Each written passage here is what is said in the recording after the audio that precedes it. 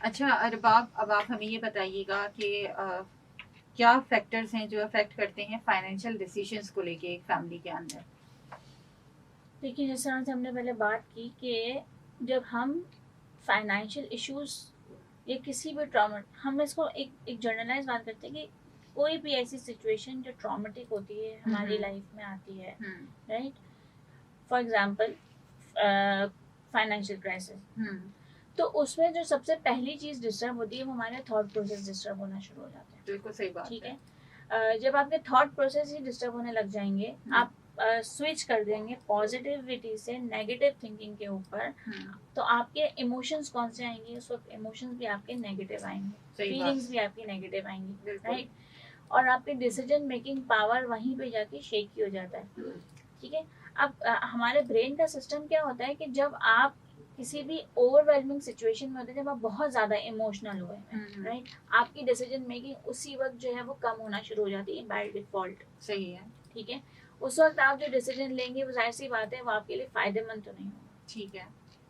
तो यहाँ से जब आप देखते हैं ये इट्स लाइक अ चेन, तो ये चेन स्टार्ट कहाँ से हुआ? जब आपने एक नेगेटिव थिंकिंग स्टार्ट करना शुरू कर दी, सही। राइट।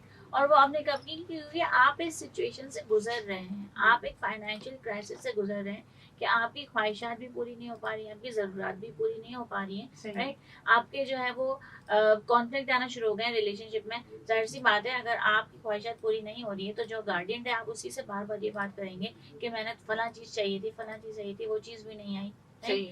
और ये चीज सामने वाले को फ्रस्ट्रेट करती जाएगी क्योंकि उसे पता है कि इस वक्त वो चीज जो है वो मैनेज नहीं कर पा रहा, और गुस्सा आना उसका क्या कहेंगे, गुस्सा आना जिस वक्त लाजिम है। सही। वजह क्या है? गुस्से की वजह क्या होती है? हमेशा से आप ये देखिएगा कि गुस्से की वजह होती है होपलेसनेस और हेल्पलेसनेस, कि मैं ये काम नहीं कर पा रहा, इसकी वजह से मुझे गुस्सा आ रहा है। ट्रू।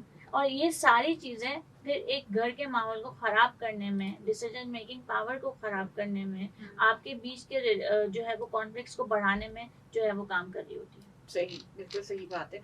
अच्छा रबाब, हम बात कर रहे हैं घर के माहौल में आमदनी के क्या असरात होते हैं, और इस पे आप हमें ये बताएं कि अब ये सारी तो हमने बातें कर दी कि क्या क्या नेगेटिविटी और क्या क्या इम्पैक्ट्स हो रहे हैं जनरेट इस सब से। इसका सोल्यूशन क्या है? किस तरीके से हम अपने फाइनेंसिस को प्लान करें, किस तरह से हम अपना बजट प्लान करें कि हमें जो है वो ये सारी दुश्वारियों का सामना ना करना पड़े। सबसे पहले हम इस बात को देखते हैं कि जब कुछ नेगेटिविटीज आती है तो कुछ पॉजिटिविटीज भी आती है, बट प्रॉब्लम ये आती है कि हम सिर्फ नेगेटिविटी पे फोकस कर रहे होते हैं। सही। ठीक है। पॉजिटिविटी इस सिचुएशन में क्या आ सकती है कि अगर मेरे घर में फाइनेंशियल क्राइसिस है तो क्या मैंने अपने अंदर किसी पोटेंशियल को आइडेंटिफाई किया? सही। क्या मैंने अपनी कोई स्किल को दरियाफ्त किया? बहुत सारे ऐसे कोर्सेज हैं जो गवर्नमेंट फ्री ऑफ कॉस्ट करवा रही होती है। सही। ठीक है। क्या मैं उनमें से कोई एक ऐसा कोर्स करके अर्निंग का जरिया नहीं बना सकता या बना सकती? राइट।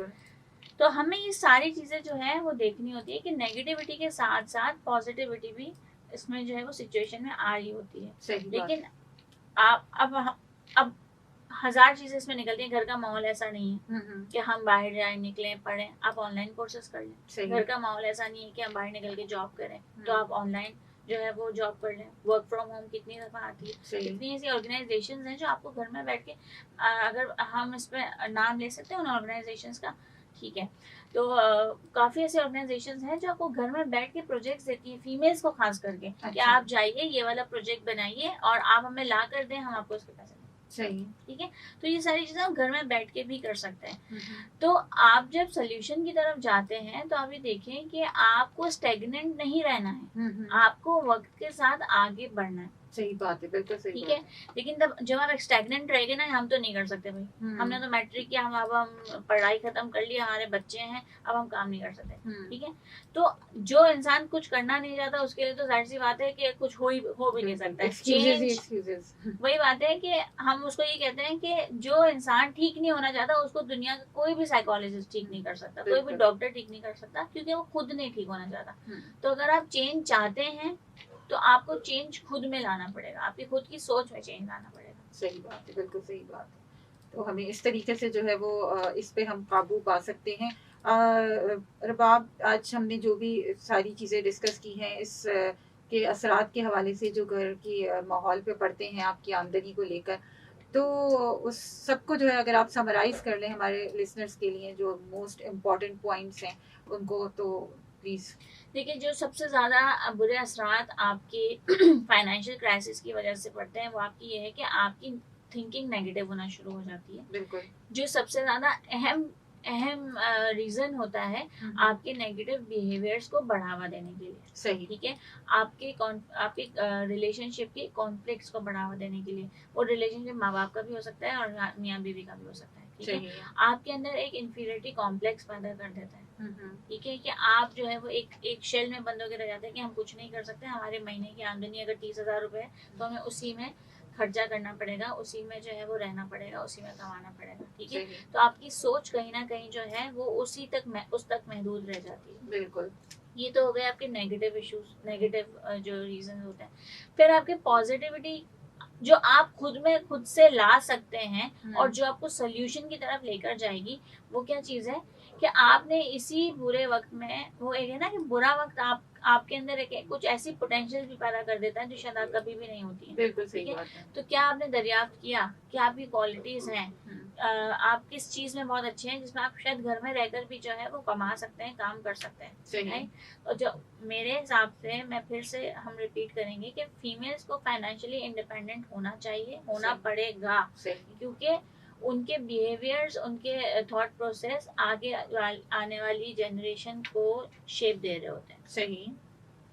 और इसके साथ साथ जो है वो अपने बच्चों का भी बोला था कि बच्चे जो है वो, उनको भी जो है वो कंट्रीब्यूट करने की जरूरत है और उनको भी अब स्टैंड लेने की जरूरत है। अब देखिए, वो वाला दौर नहीं रहा कि ना बच्चों को आप 100% अपने ऊपर डिपेंडेंट रखें। बिल्कुल सही। ठीक है, फिर पता है क्या होगा कि अगर वो कल जाकर आपको बोलेगा ना मुझे फला चीज, मुझे लैपटॉप खरीदना है, मुझे स्टडीज के लिए चाहिए, तो आप सबसे ज्यादा फ्रस्ट्रेट ही आप होंगे कि अभी मेरे पास महीने का इतना बजट नहीं है, इसको मैं लैपटॉप कहाँ से लेकर दूं। लेकिन ये बच्चा अगर खुद से अर्निंग कर रहा है, कहीं ना कहीं काम कर रहा है, कोई ना कोई कंटेंट राइटिंग कर रहा है, ग्राफिक डिजाइन, अब तो बहुत छोटे छोटे से घर में बैठ कर भी बच्चे जो है वो काम कर रहे होते हैं। तो उसको एटलीस्ट इतना पता है कि मेरे पास इतना पैसा है तो मैं ये चीज ले सकता हूँ, मैं ये चीज नहीं ले सकता हूँ। तो बच्चों को, यंगस्टर्स को इस वक्त माँ बाप का पल्लू छोड़कर जो है वो इंडिपेंडेंट होना पड़ेगा, और ताकि उनकी आगे ही ग्रोथ हो सके। ठीक ठीक। Thank you so much Rabab. आपकी कोई सोशल मीडिया हैंडल्स हैं, कोई लिंक्स हैं जिनके थ्रू अगर कोई आपसे कांटेक्ट करना चाहे, काउंसलिंग लेना चाहे तो कांटेक्ट? बिल्कुल हैं, फेसबुक पे देख रहे हैं या फिर इंस्टाग्राम पे आप देखें, मेरा पेज है सेवियर्स, SAVIORS।